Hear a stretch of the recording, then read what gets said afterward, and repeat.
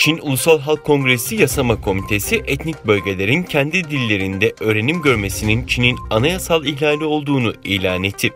Çin Yasama Organı Temmuz 2017'de Doğu Türkistan'daki Xinjiang Eğitim Bakanlığı'nca bölgedeki her derece okullarda Uygur dilini yasaklayan bir genelge yayınladıktan bugüne kadar yasağı ilk kez resmi olarak duyurdu. O dönemki insan hakları örgütleri ve Doğu Türkistan Diasporası, Çin Eğitim Kurumu'nun almış olduğu kararı Çin Komünist Partisi'nin Doğu Türkistan'da sürdürdüğü soykırımın bir parçası olarak tepki göstermişti.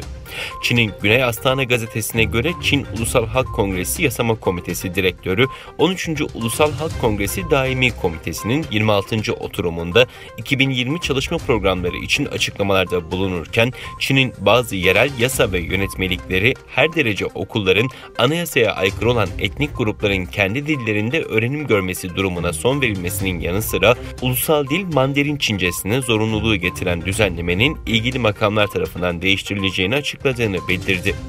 Gözlemciler Çin'in Uygur Türkçesini 3 yıldır yasakladığını vurgulayarak yeni değişiklikte Çin Komünist rejiminin Doğu Türkistan'daki soykırım politikasını meşrulaştırmaya çalıştığını, böylece etnik gruplara karşı yapılan asimilasyonun artık bir yasal dayanağının oluşturulduğunu kaydetti.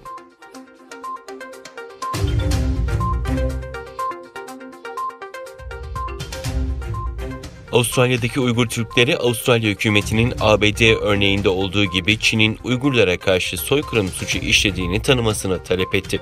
Avustralya ABC haber ajansına göre Avustralya'da yaşayan Uygur Türklerinden Fatima Abdugopur muhabire verdiği röportajda ABD'nin soykırımı tanımasını sadece Uygur Türkleri için değil belki de tüm insanlık için büyük bir zafer olarak nitelendirdi. Habere göre Avustralya'da yaşayan Uygur Türkleri, Avustralya hükümetinin ve tüm demokrasilerin bu konu üzerine birleşmesini ve Çin'in Doğu Türkistan'daki insanlık dışı eylemlerine soykırım adını vermesini talep ediyor. Bilgilere göre Avustralya hükümeti Doğu Türkistan'daki insan hakları ihlalleri konusunda açık ve net tutum sergiliyor olsa da Çin Komünist Partisi'nin eylemlerini soykırım olarak adlandırmaktan kaçınıyordu. Ayrıca Avustralya Stratejik Araştırmaları Enstitüsü defalarca kez yayınladığı güçlü dillere dayanan raporlarıyla Çin Komünist Partisi'nin Doğu Türkistan'daki soykırım politikalarını ortaya çıkarmıştı.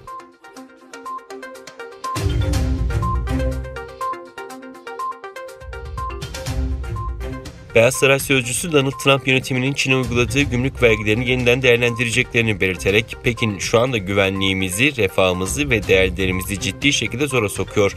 Bu nedenle de ABD'nin Çin'e yeni bir yaklaşım benimsemesi gerekiyor açıklamasında bulundu.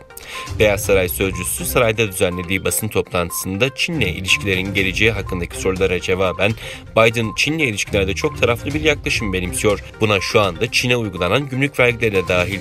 Biden müttefiklerimiz, ortaklarımız ve kongredeki demokratlar ve cumhuriyetçilerle koordinasyon içerisinde adımlar atmak istiyor ifadesini kullandı. Sözcü Biden'ın Çin'in birçok alandaki ekonomik istismarlarını durdurmak istediğinin altını çizerek Çin'le ilişkilerimize sabırlı bir yaklaşımla başlıyoruz diye konuştu.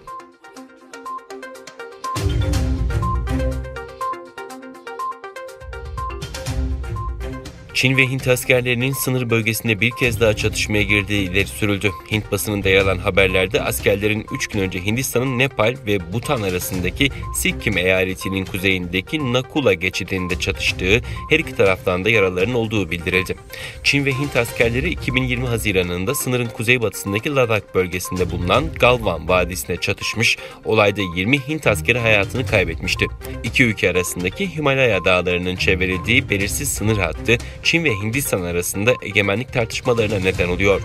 Pekin yönetimi Güney Tibet olarak adlandırdığı Hindistan'ın Arunachal Pradesh eyaletindeki 90 bin kilometrekarelik toprakta hak iddia ederken Yeni Delhi ise Aksay Çin platolarını kapsayan 38 bin kilometrekarelik alanın Çin tarafından işgal edildiğini savunuyor.